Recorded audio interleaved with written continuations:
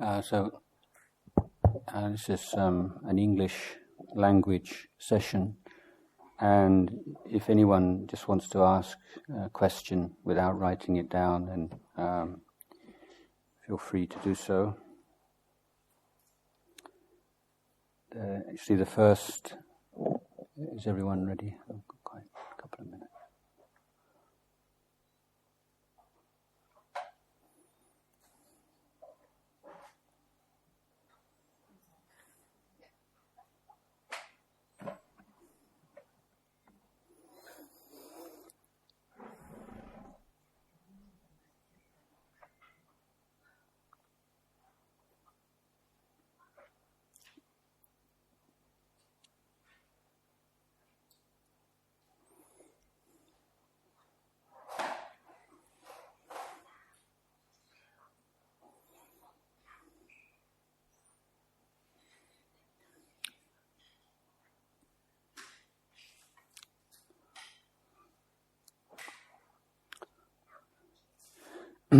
So the first question is written in Thai, but I'm going to give an answer in English. And if any of my English explanations are not clear or you don't quite understand, then I can answer again in Thai in the afternoon session. So the question is ถ้าคนที่ไม่เชื่อเรื่องเวรกรรมหรือกฎแห่งกรรมเรามีคำอธิบายหรือหลักการใดไหมที่จะช่วยให้เขาเข้าใจมากขึ้น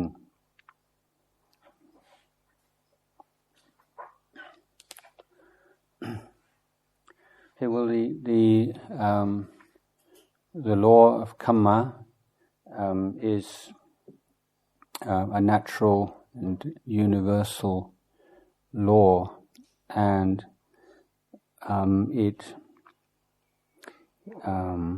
it occurs in many different dimensions, and some of which we can prove for ourselves, others in which we can't very easily or can't at all. So karma from past lives affecting our lives in the present is a topic of interest to a lot of people, but it's not one that very many people can prove to their own through their own experience, because it depends upon the ability to recall past lives. Now that ability is attained, is realized through meditation practice by some skilled meditators. But even if someone does have that knowledge of past lives and can recognize patterns and things being passed on from one life to another, it's still someone else's experience, it's not your own experience. So it's something of interest, but it's not, you could say, a proof. Nevertheless, in this particular topic, I think it is worth recognizing that the evidence supporting past lives and rebirth is weighty, and there's far more evidence supporting theory of rebirth than many scientific theories which are generally accepted in the scientific community these days. And it is a point that can be put to someone who's very cynical or rejects the teaching of rebirth. So I'm coupling rebirth and karma here because there's it's a big overlap, and that is the spontaneous recollection of past lives by children. Usually these children tend to be 3 to 5 years old. And there have been many case studies, the most thorough series of case studies performed by Professor Ian Stevenson at the University of Virginia, which have been printed in a number of books that you can find from Amazon, I'm sure. And the ability of children to be able to recall in great detail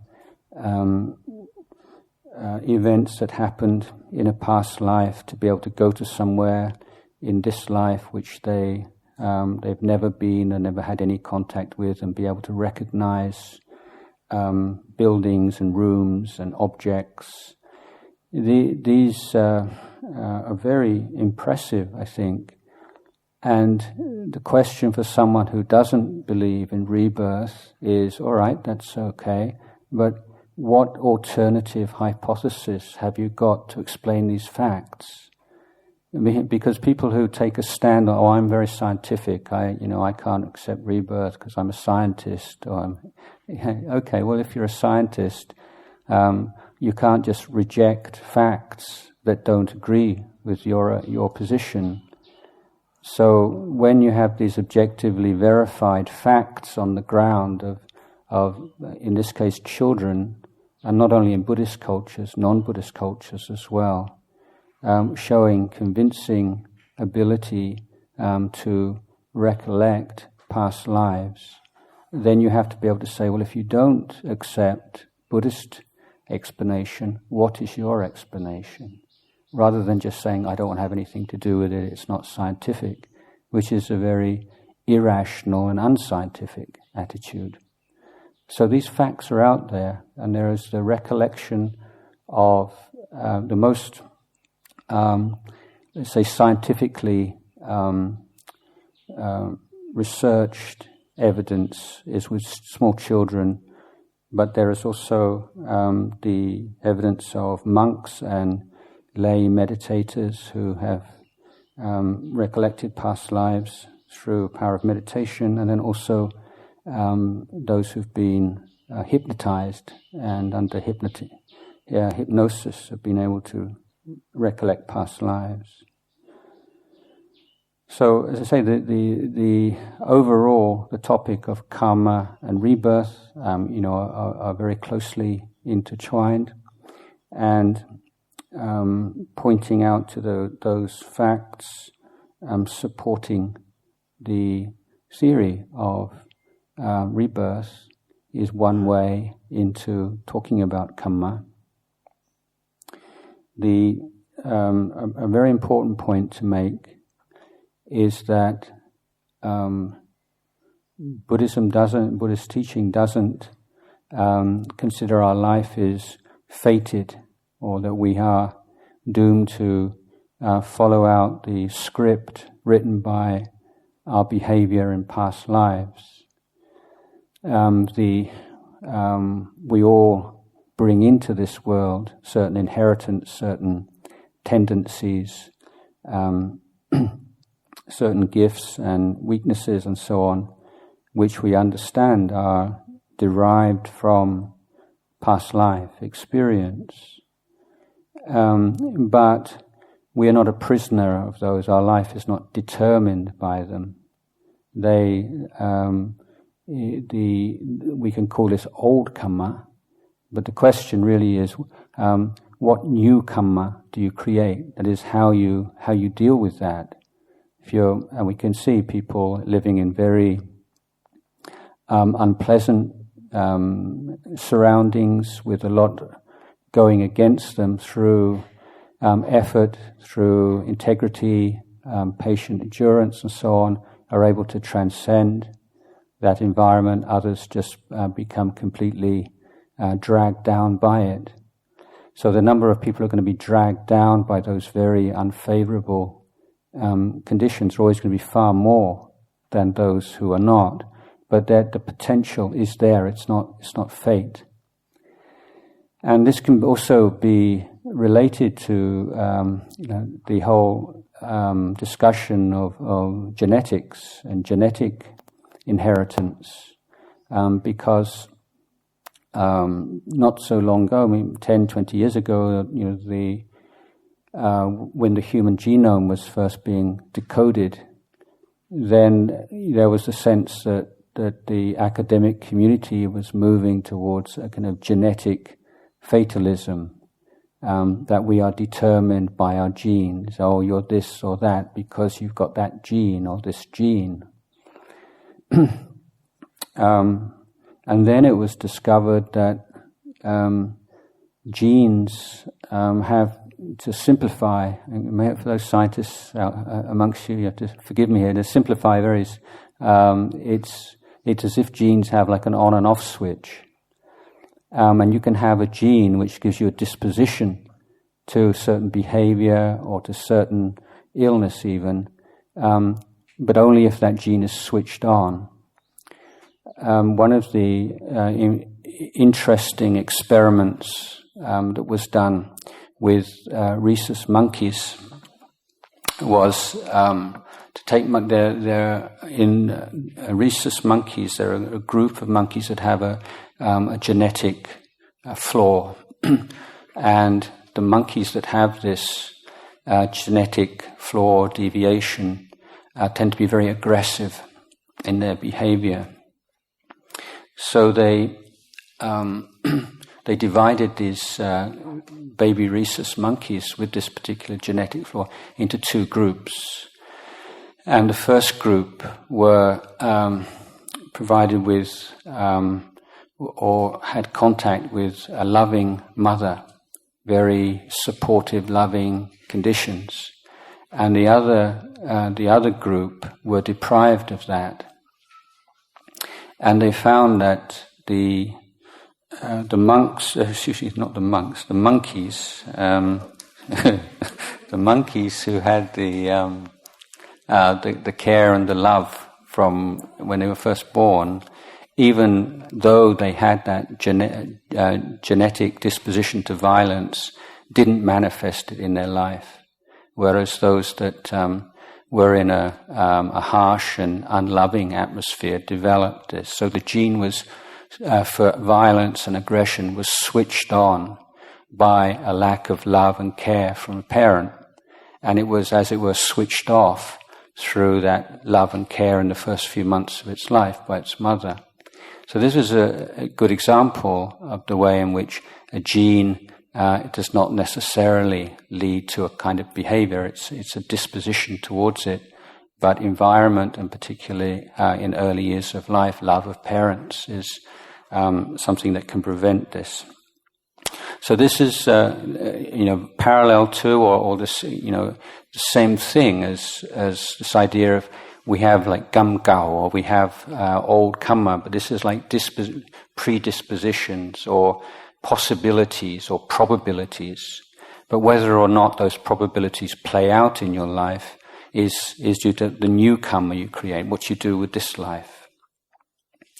So there's always been a lot of misunderstanding of law of karma. So when we say people don't believe in the law of karma, or they don't, they reject it, often they're rejecting their own ideas of what the law of karma is, rather than what the Buddha taught. And for instance, you have criticism, or if you believe in the law of karma, you just become really passive. You say, oh, everything is karma. Anything goes. But that's not how it works at all, is it? I often point out that the region of Thailand in which there's the strongest devotion to Buddhism, where people have you could say overall, the strongest faith in the law of karma, is the northeast, the Isan.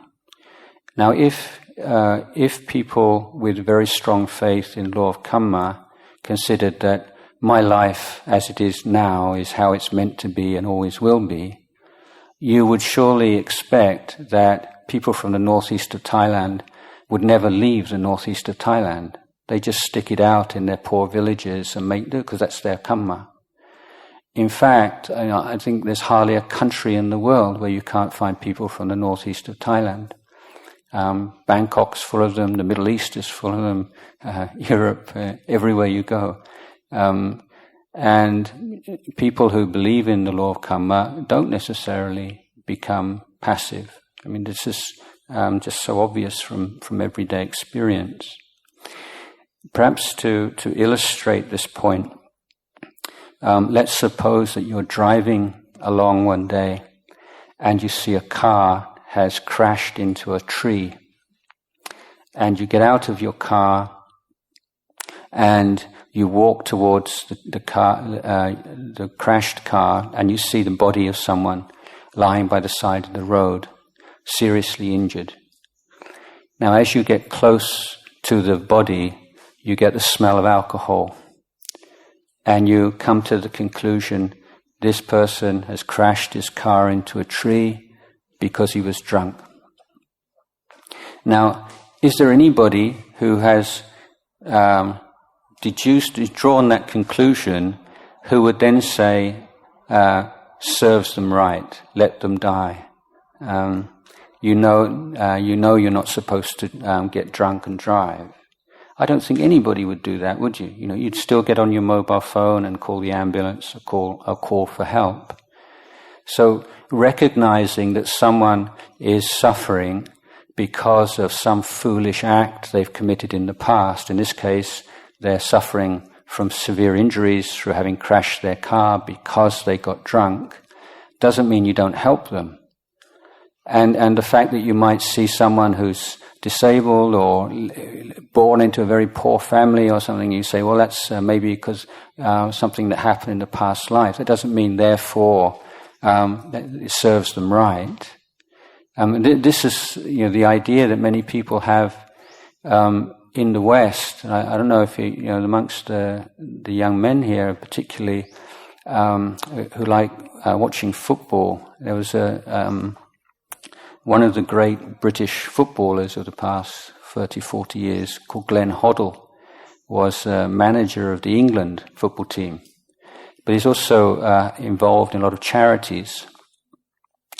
And he was interviewed while he was the British football manager about the charitable work he was doing with Romanian orphans. So this is just after the Iron Curtains opened and they found all these orphans in Romania in terrible conditions.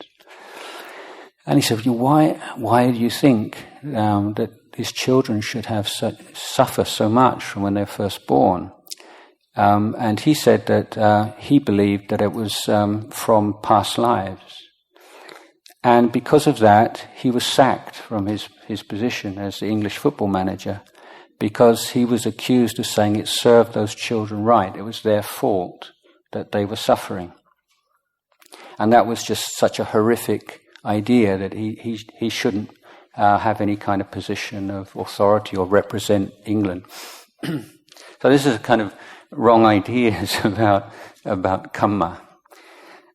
So old karma is the raw material, but what you do with it is the new karma, and that's where you take responsibility. So new karma, compassion, kindness, trying to relieve suffering wherever it's possible to do so.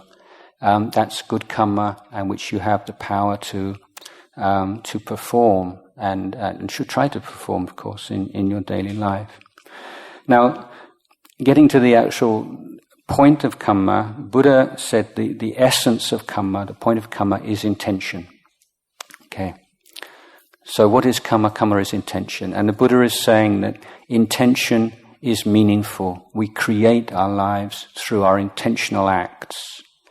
So in English, generally, when we talk about action, we usually talk about what you do, and occasionally we can talk of speech as action.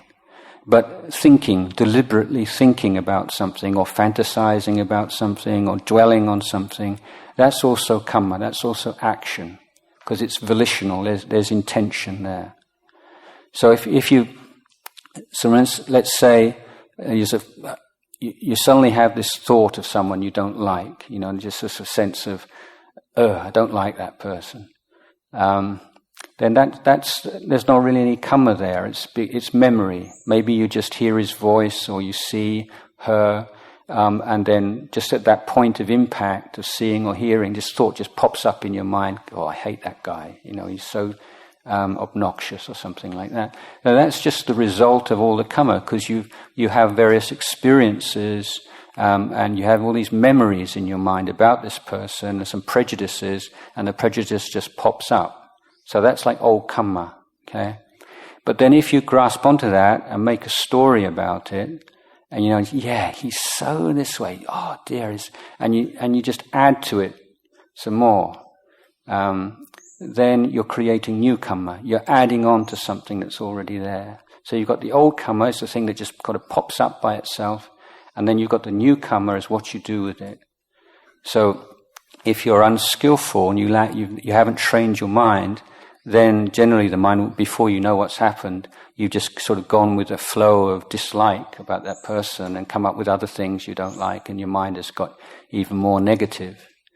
Now if you've trained your mind, then the new karma you create is mindfulness, and you're aware of a negative thought arising in the mind just as that, and you just let it go.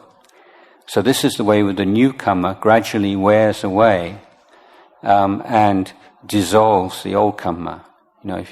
If every time this sort of really negative prejudice arises in your mind, just recognize it as just a negative thought, and you don't identify with it, then its power weakens and it gradually fades away.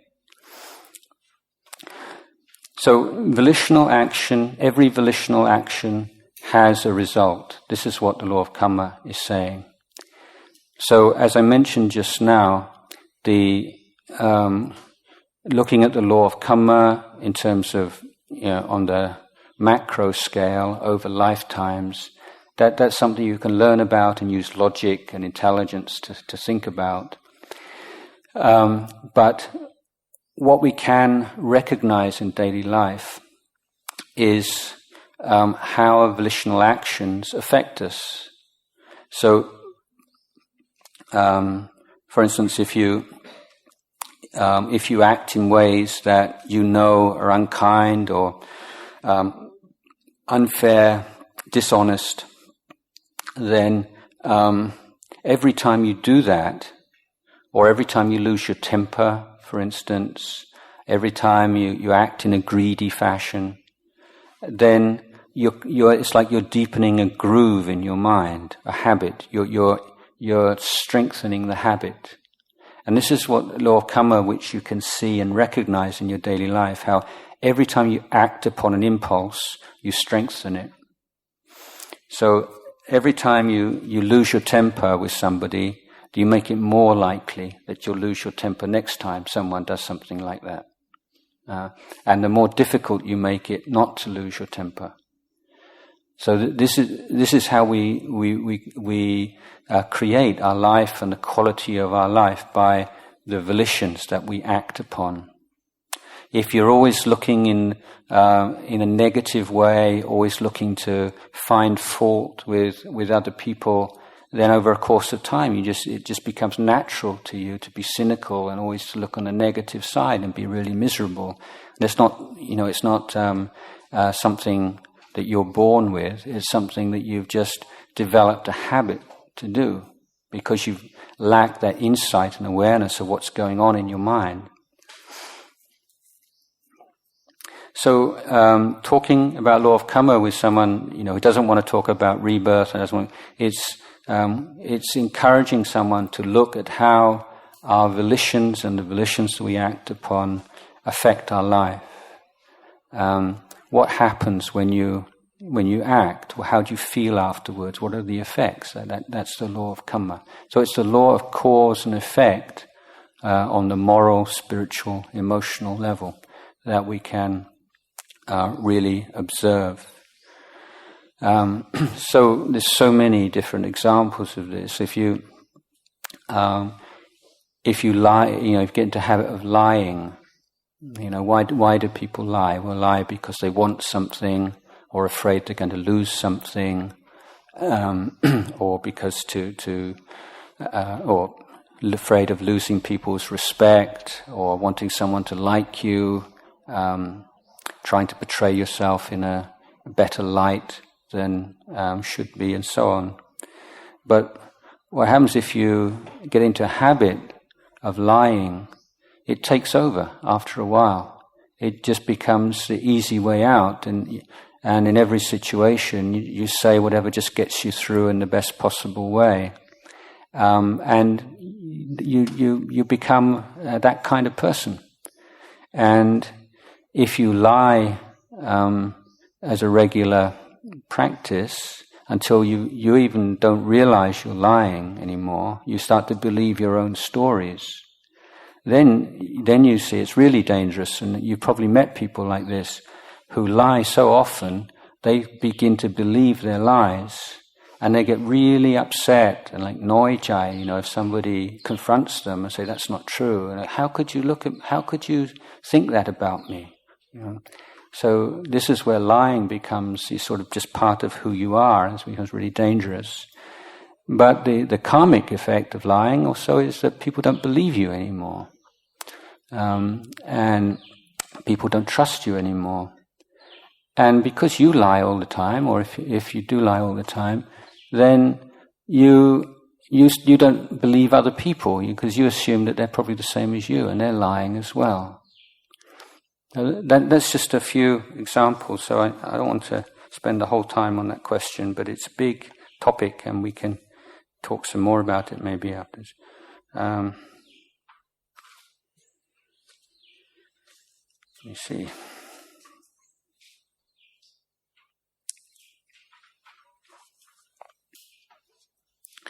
Okay, this is a more kind of abstruse or technical question here.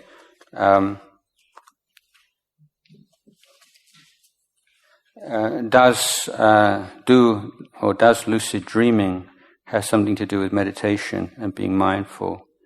So this is not a phrase that many of you will have heard before. It's a phrase come across in the Tibetan Buddhist tradition, lucid dreaming. And that means a practice of trying to be mindful while you're asleep, while you're dreaming. And there are various techniques in the Tibetan tradition. I practiced this at one point, but not using a Tibetan technique. But anyone's interest, the practice is you make an intention before you go to sleep, that if you realize you're dreaming while you're asleep, you look at your hand like that. And the idea is to become completely conscious in a dream. It's not something that is recommended or is part of the Theravada tradition. So the question is, does it have something to do with meditation? Yes, it is a practice in Tibetan tradition, developing mindfulness while asleep, while dreaming. But the Theravada practices more on just sleep as little as you need, and the moment you become conscious, wake up and do something useful like meditating.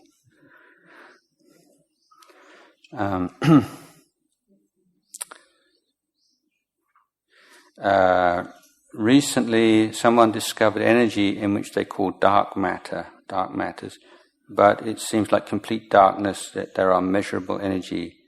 Is it the other realms, heavens, hell, earth? I really don't know. I'm not at all versed in astrophysics, and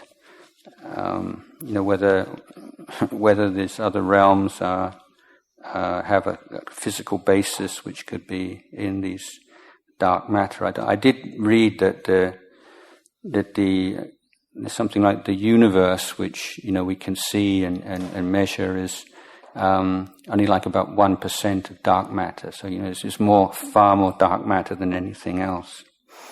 But exactly what it is, I'm not really qualified to. So if a person was born in an extremely wealthy family, but the entire family does not believe in Buddhism, so that person has no idea about the law of karma, does all the bad things, is that person considered lucky or unlucky then? Lucky meaning born rich, good life, unlucky, no knowledge about Buddhism, leading to bad, something which I can't read.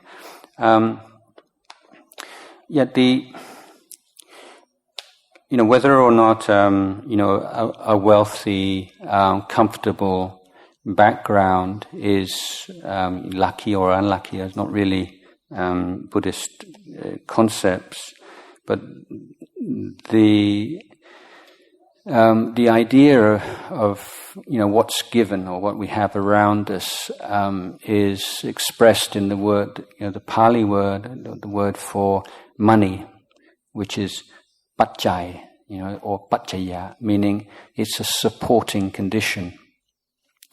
So, if you're born into a wealthy family, it's definitely a good supporting condition, right from the fact that so much of healthy brain development is contingent on good nutrition. And millions and millions and millions of people in the world, hundreds of millions people, are not able to provide good enough nutrition for their children's brains to grow properly. I used to see this if you go to India, for instance. So everything's set up, and you're wealthy, and you're going to get a good education.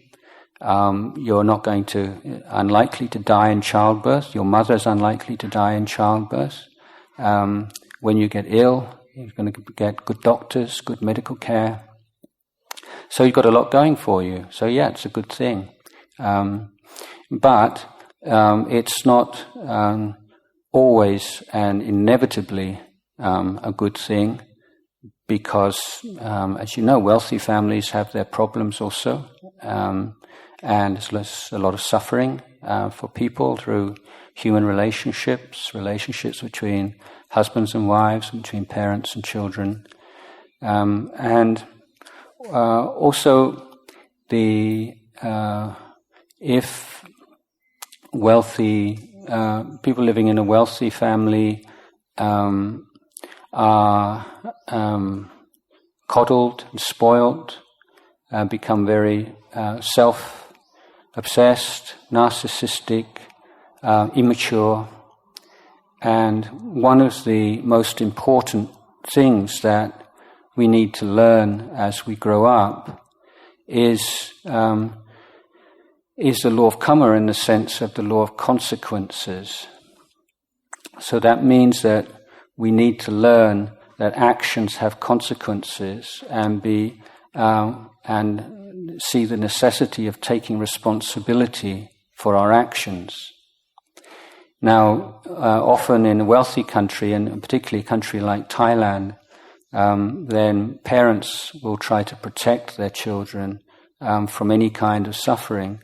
So when their children act in immoral or unskillful ways, then they try to protect them from the consequences, come what may. And it's quite natural, you understand why a parent would do that. But in the long run, it can be not such a good thing if you think you can get away with whatever, because you've always got a backup or someone to make sure that you've got a safety net. So in that sense, being born in a less wealthy family, where parents don't have that kind of power or influence, may, in the long run, be a better thing, and that can develop a sense of responsibility, maturity, empathy, care in one's actions, because aware of cause and effect.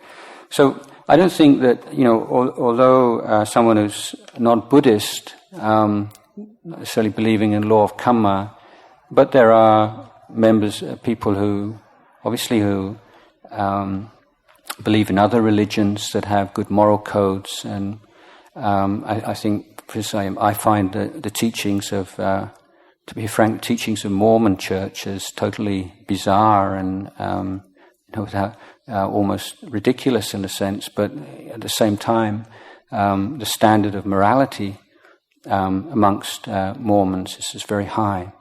So there's something that they have a really good, strong moral code in their particular tradition, and so in a way it's like believing in law of karma, although they would understand it in a different way.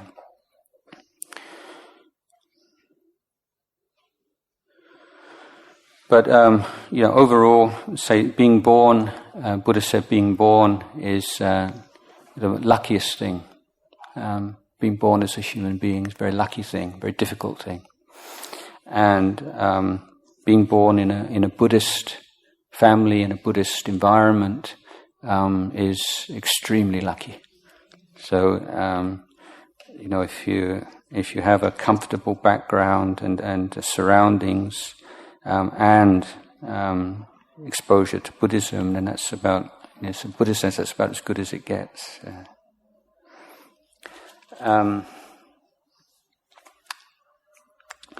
Okay, from my understanding, you explained to us in the first meditation session that we should pick a spot in our body to remind us of our breath. The only place where I literally feel the air traveling in and out of my body is at the tip of my nose. However, one place where I feel it's most significant and easy to recognize is the compressing and expanding of my diaphragm. Which, please, should I choose? Is it important that I have to feel the actual air moving? No, the important point here is you have this sense of ease and interest, and if you feel you're really pulled to observe the breath and the abdomen, the expansion and contraction, that's fine. And in the Burmese Buddhist tradition, then the meditation on the breath, the abdomen, is the most commonly used technique. So it's really finding a point where, I can do this here, feel comfortable, I feel interested, I can feel committed and willing to put my effort in at this point. What you don't want to do is be shifting from one point to another. Whatever point that you use, whether it's in the tip of the nose or the abdomen or in the chest area or wherever, you're going to run into some difficulties sooner or later.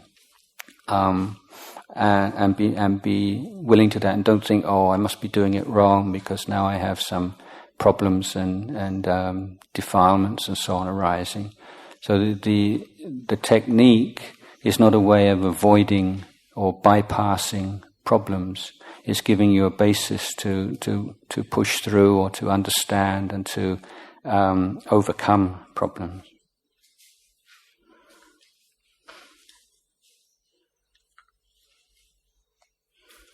Okay, another rebirth question.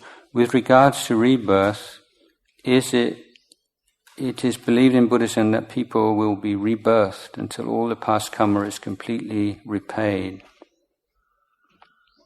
How does Buddhism explain the first group of life forms that were born before the very first course of action creates karma consequences? It's not the idea that we'll be rebirthed until the past karma is complete. That's a Hindu idea rather than a Buddhist idea.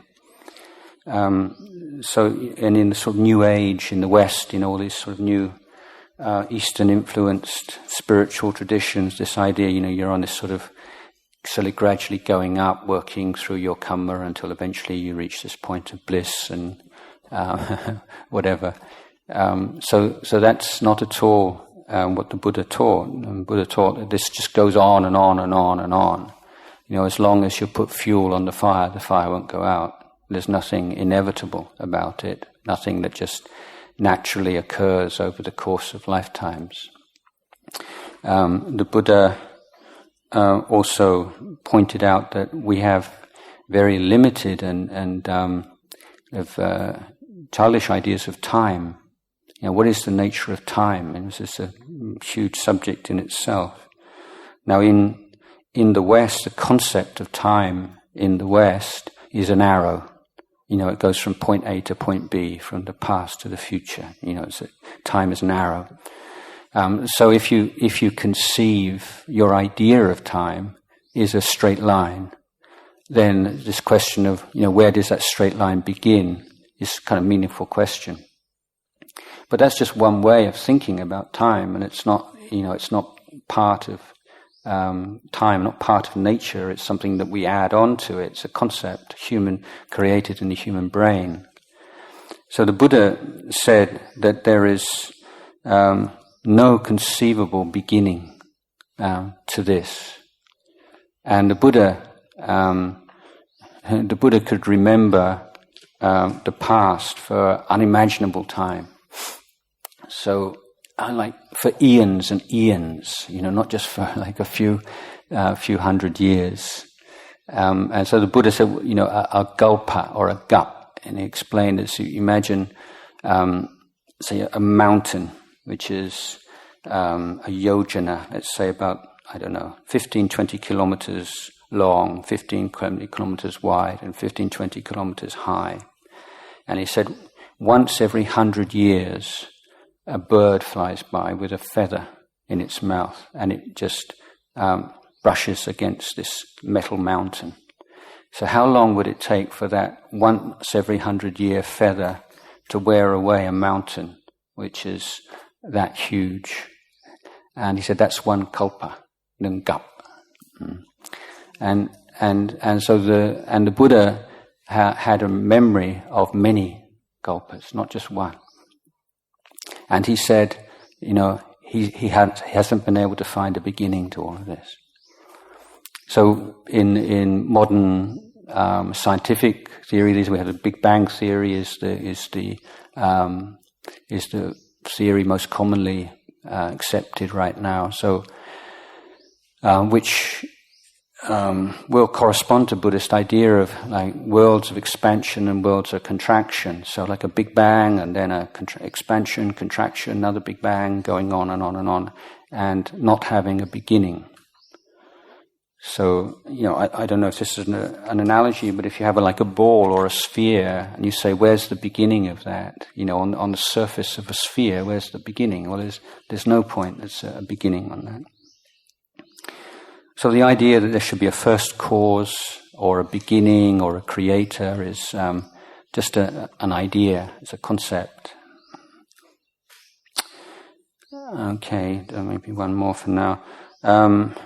How should one deal with the feeling of being deserted like a broken heart? What is a Buddhist prescription?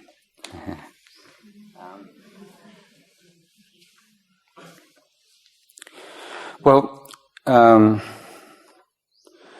any strong feeling of grief, of sorrow, through separation. It could be through death, or through abandonment, or betrayal, or whatever. It's a feeling. Okay. And when we have very strong, unpleasant feelings, we have two natural tendencies. One is just to completely sort of drown in it, indulge in it, and just let it completely envelop you. And the other one is to try to run away from it, or repress it, turn your back on it. And both of those strategies tend to make it worse. So the Buddhist prescription, if you like, is that recognition of a feeling as a feeling. This is a feeling, it's like this. So there's the recognition, this is sorrow, this is grief, this is anger, this is whatever, it's like this. It's this way, right now. So that sense of acceptance of it as a feeling, and then start to look at it a little bit more closely. For instance, is it constant, like 24/7? Is it always there? Well, no, it isn't. Sometimes it's strong, sometimes it's weak, sometimes it can not be there at the beginning for a few minutes or a few hours at a time. But it's not something that's fixed and constant. It's not always there. It's not always there in the same way. And then we could begin to see in how it becomes, what are the causes and conditions that makes it stronger or makes it weaker. And if we just want it to go away, we're making it worse. If we turn our back on it, try to be really busy, or just try to forget ourselves, or use alcohol or drugs just to forget it, then we make it worse in the long run. But when you see that this is a feeling, and a feeling is something that arises because of everything that's gone before, but it's an inconstant feeling, and it's something that changes, and we just be with it. So if the simile I have is, if you've never really looked at your mind and how your mind works, when there's some real disaster in your life, something really unpleasant happens, you can feel like you're just this little boat, and there's a big storm, and there's huge waves coming in, and every big wave you think it's going to completely capsize your boat, and you just feel this sense of this is going to go on forever. But when you're with the feeling and just observing, watching, how does it manifest in your body?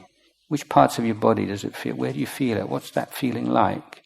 Just imagine that you were, an alien from another planet, and you were observing this. What is this? What's going on? And then eventually, it's not that you don't have these kind of feelings, but it's more you feel like you are the ocean. Rather than you're the little boat on the stormy ocean, like you're the stormy ocean, and that particular emotion is like a little boat.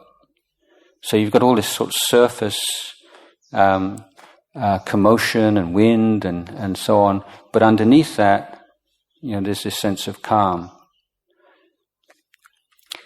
So it's a change of perspective, and you realize, it's not pleasant, it's horrible, but it's just this. It's just this. And the awareness of an emotion is not the emotion. So you know you're feeling terrible, but that knowing is not terrible. The knowing is the same as a knowing of today's a nice day, or this food tastes good or tastes bad. That's neutral knowing. So there's two things, there's the emotion and there's the knowing of it. And already you can see, that feeling is not everything, because the knowing of it is completely unaffected by it.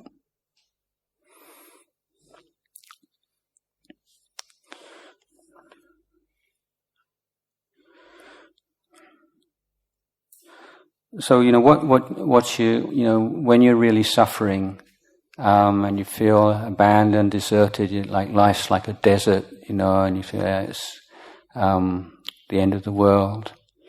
Then when somebody says that, you'll get over it. There's plenty of more fish in the sea, and so on and so forth. It's terrible when somebody tells you that. It's not helpful at all, is it? Because you know all that already.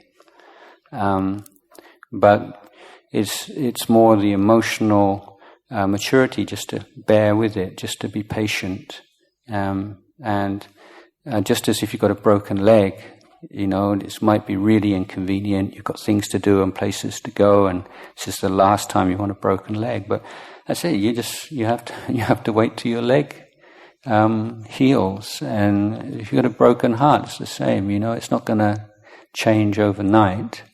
It's got to heal. And the thing to do is to, just as you've got a broken leg, you have to put a cast on it, or you have whatever you do these days. And with broken heart, it's the same. You have to look after it.